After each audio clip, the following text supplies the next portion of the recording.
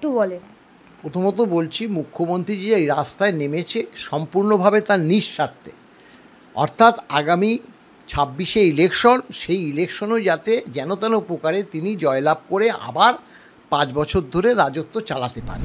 যে লড়াইটা করব, সেই লড়াই এই সরকারের বিরুদ্ধে করতে পারছি না, কারণ প্রতিহিংসা চরিতার্থ করছে, কর্মচারী সমাজকে বিভিন্ন জায়গায় ট্রান্সফার করে দিচ্ছে, মিথ্যে মামলা দিচ্ছে, যার জন্য আমরা আইনে লড়াইয়ের মাধ্যমে আজকে এই জায়গাটায় এসেছি।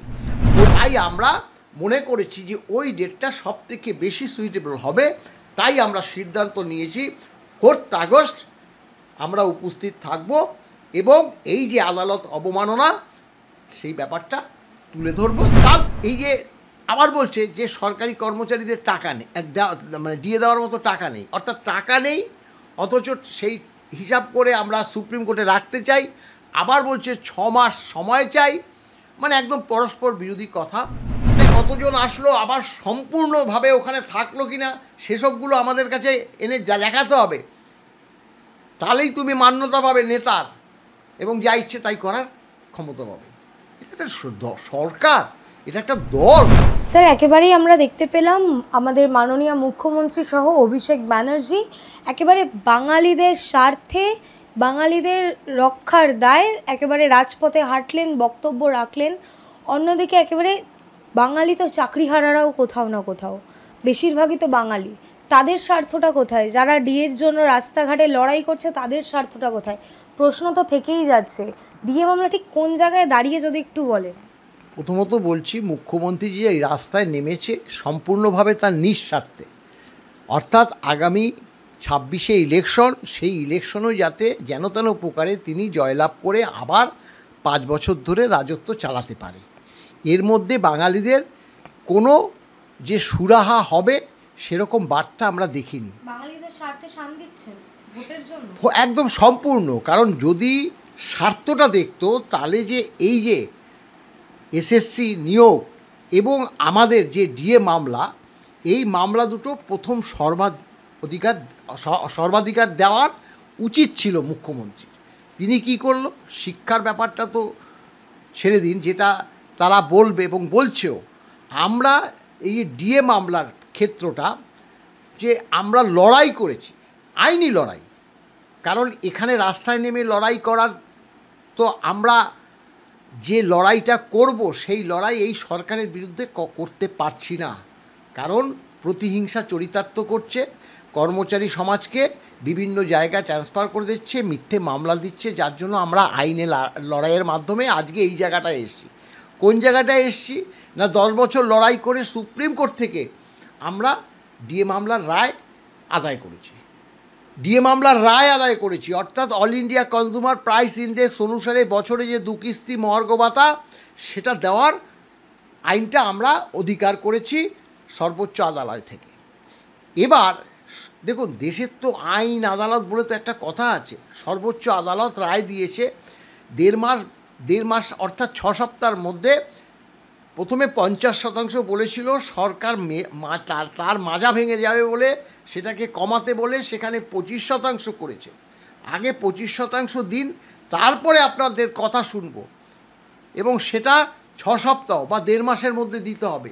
মামলার রায়টা বেরিয়েছিল 16ই মে 2025, সেটা 1.5 মাস আমরা যে লক্ষ্য করেছি তাতে 27শে জুন শেষ হয়েছে, কিন্তু সরকার একদম হাত গুটিয়ে বসেছিল।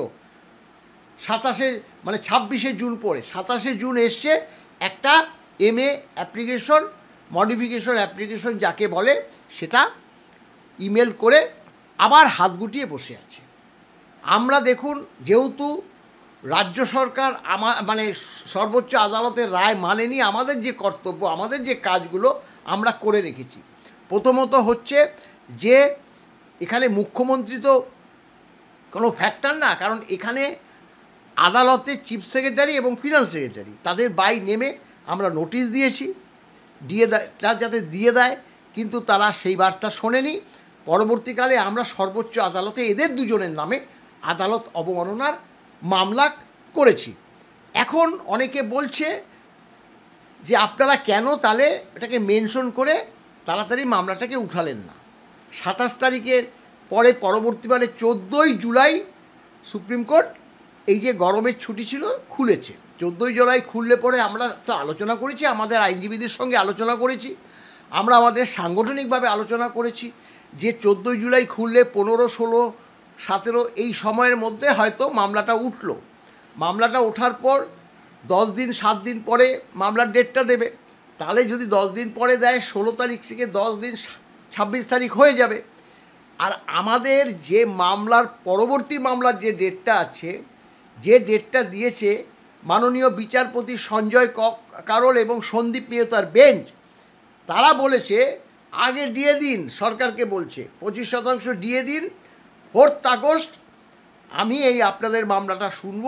এবং top of the board, top of the board means হচ্ছে 1 নম্বরে রেখে এই যে বার্তাটা যেহেতু মাননীয় সঞ্জয় করলের বেঞ্চ দিয়েছিল, তাই আমরা মনে করেছি যে ওই ডেটটা সবথেকে বেশি সুইটেবল হবে, তাই আমরা সিদ্ধান্ত নিয়েছি 4 আগস্ট আমরা উপস্থিত থাকব এবং এই যে আদালত অবমাননা সেই ব্যাপারটা তুলে ধরব। তারপরে সর্বোচ্চ আদালত যা সিদ্ধান্ত দেবে, যা নির্দেশ দেবে, সেটাই আমাদের মেনে নিতে হবে। আইন আদালত যেহেতু আমরা মানি, এই হচ্ছে মূল কথা। একেবারেই সেই জায়গাটি প্রশ্ন উঠছে যে আমরা এর আগেও শুনেছিলাম মুখ্যমন্ত্রী বলেছিলেন যে ডিএর জন্য আপনারা ঘেউ ঘেউ করবেন না। অন্যদিকে এই যে নতুন করে যে MA অ্যাপ্লিকেশন করা হলো রাজ্যের পক্ষ থেকে, সেখানে স্পষ্টত লেখা হয়েছিল যে তারা যে বকেয়া ডিএর যে অ্যামাউন্ট সেটা তারা সুপ্রিম কোর্টে জমা রাখবে যদি তারা জিতে যায় কোনো চান্সে, তো সেক্ষেত্রে যদি আপনারা ফেরত দিতে না চান। বারংবার এরকম রাজ্যের সরকারি কর্মচারীদের কোণঠাসা করার চেষ্টা করা হচ্ছে। শুনুন, এই যে পরস্পর বিরোধী MA যে অ্যাপ্লিকেশনটা করেছে, আমরা তো কপি পেয়েছি, সেখানে দেখেছি প্রথমে বলেছে যে ট্রাইব্যুনাল যেভাবে রায়টা দিয়েছে সেটা কিভাবে ইমপ্লিমেন্ট করব তার জন্য আমাদের 6 মাস সময় লাগবে। পরবর্তীকালে আবার বলছে যে রায়টা সম্পূর্ণতা পায়নি, অর্থাৎ কমপ্লিট হয়নি, একটা পার্ট বলুন বা ইন্টারিম অর্ডার দিয়েছে, তাহলে আর এখনও বাকি আছে। বলো সম্পূর্ণ অর্ডার প্রকাশ পেলে যদি আমরা জিতে যাই, তাহলে এই যে 25% দেব, তাহলে কর্মচারী সমাজের কাছ থেকে সেই টাকাটা আর আদায় করতে পারবো না। তাই এই 25% আমরা সুপ্রিম কোর্টে রাখতে চাই। এই যে আবার বলছে যে সরকারি কর্মচারীদের টাকা নেই, মানে দিয়ে দেওয়ার মতো টাকা নেই, অর্থাৎ টাকা নেই, অথচ সেই হিসাব করে আমরা সুপ্রিম কোর্টে রাখতে চাই।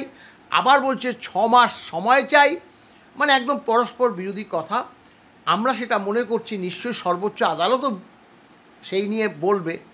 হ্যাঁ, সেটা সর্বোচ্চ আদালত কি বলে সেটার দিকে আমরা কেন সামগ্রিকভাবে কর্মচারী সমাজ তাকিয়ে আছে এই পরস্পর বিরোধী কথার জন্য। অর্থাৎ সরকার ডিএটা কিছুতেই দিতে চাইছে না, কিন্তু আমরা তো আমাদের তো প্রশ্ন সর্বোচ্চ আদালতের কাছে, প্রশ্ন দেশের কাছে প্রশ্ন, যেখানে আমরা একটা আইন আদালত করে ডিএ যে রায়টা আমরা নিয়ে এসছি, তাহলে সেটা কেন মান্যতা দেবে না একটা রাজ্য সরকার? এবং যেখানে all India consumer price index অনুসারে অধিকাংশ রাজ্য সরকার দিয়ে দেয়, কেন আমরা পাবো না? এবং সবথেকে বড় প্রশ্ন যেটা আমরা বারবার করছি, তিনি বাঙালিদের জন্য রাস্তায় নামছেন। এই যে যারা অবসরপ্রাপ্ত 70, 75, 85, 90 বছর, তারা বারবার আমাদের কাছে প্রশ্ন করছে, কারণ মুখ্যমন্ত্রীর কাছে প্রশ্ন করে তো তার উত্তর পাওয়া যাবে না। মলয়বাবু, শ্যামলবাবু, আমরা কি ডিএটা পাবো? আমরা কি এই জীবদ্দশায় ডিএটা পাবো? আপনারা এত বড় রায় একটা নিয়ে আসলেন সর্বোচ্চ আদালতের থেকে, আইন আদালত কি সব মানে ভুল প্রমাণিত হয়ে যাবে? এইভাবে তারা বারবার আমাদের কাছে বলছে। আমরা কি বলবো? আমরা বলছি যে বারবার যে আমরা দেখুন যতটা করার আমরা করেছি, এবার সর্বোচ্চ আদালত কি নির্দেশ দেয় 4 তারিখ, তার দিকে তাকিয়ে থাকুন। স্যার, একেবারে শেষ প্রশ্ন, আমরা যেমনটা দেখতে পাচ্ছি একেবারে গতকাল 21শে জুলাই, এছাড়াও এর আগেও মুখ্যমন্ত্রী এবং অভিষেক ব্যানার্জি রাজপথে হেঁটেছেন। এর এত কিছুর পরেও তারা বলছে তাদের কোষাগারে নাকি সেই অ্যামাউন্ট অফ যে মানি সেটা নেই। আপনারা কতটা আশাবাদী যে আপনারা সেই ডিএটা ছিনিয়ে আনতে পারবেন রাজ্যের পক্ষ থেকে? শুনুন, আমরা সরকারি কর্মচারী, আমাদের তো কতগুলো নির্দিষ্ট নিয়ম নীতি আছে, সেটা মেনে সরকার মানে বেতন দেবে, ভাতা দেবে, ডিএ দেবে, তার ব্যবস্থা তো সরকার করবে, সেটা তো আমরা করব না। আর তা সরকার জোগাড় করতে পারছে না বলে তো তার জন্য আমরা ডিপ্রাইভ হতে পারি না। সরকারকে যে জোগাড় করতে হবে, আর সরকার যদি জোগাড় করতে না পারে, সরকার দেউলিয়া ঘোষণা করুক, সরকার ছেড়ে দিক। কেন তাহলে এই ক্ষমতায় থাকতে হবে? শুধু কি লোটার জন্য? কারি কারি টাকা লোটার জন্য? এই যে 21 তারিখে আসবে, 21 তারিখে কালকে হবে, কিসের জন্য? এই মানুষগুলো কোন কারণে ওখানে গিয়ে উপস্থিত হয়, একটু ভাবলে অবাক লাগে।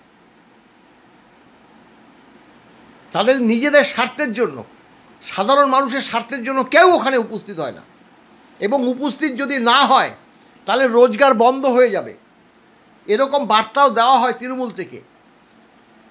বলছে কি যে ওখান থেকে ওখানে নিয়ে যাবে, ফটো তুলবে, ওখানে কতজন আসলো, আবার সম্পূর্ণভাবে ওখানে থাকলো কি না সেসবগুলো আমাদের কাছে এনে দেখাতে হবে, তাহলেই তুমি মান্যতা পাবে নেতার, এবং যা ইচ্ছে তাই করার ক্ষমতা পাবে। এটা একটা সরকার, এটা একটা দল এইভাবে সাধারণ মানুষের কাছে বারবার বারবার প্রকাশ পাচ্ছে। উদাসীন, কি বলবো, বলার কিছু নেই। একটা কালচার নষ্ট করে দিচ্ছে, শিক্ষা নষ্ট করে দিচ্ছে, কর্মচারী সমাজ, শিক্ষক সমাজ তাদেরকে শেষ করে দিচ্ছে। আজকে ভাবুন, আমি চাকরি করতে করতে যদি বেকার হয়ে যেতাম, আমার মানে সন্তান সন্ততি, আমার সহধর্মীকে নিয়ে আমি কোথায় যেতাম? এটা তো এখন এই এসএসসি মানে চাকরির ক্ষেত্রে হয়েছে। তারা চাকরিটা পেলো কেন? যদি হ্যাঁ দুর্নীতি করেও যদি কেউ পায়, তার জন্য দায়িত্ব 100% সরকারি।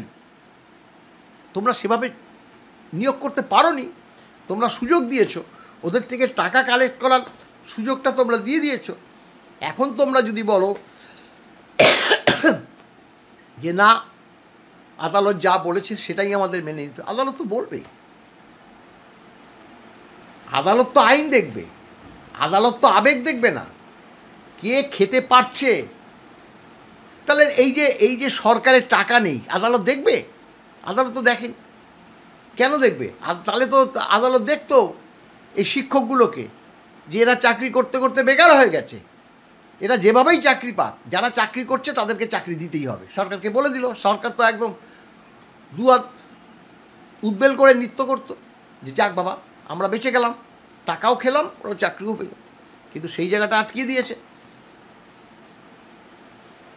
এই তো চলছে, এটা সরকার না।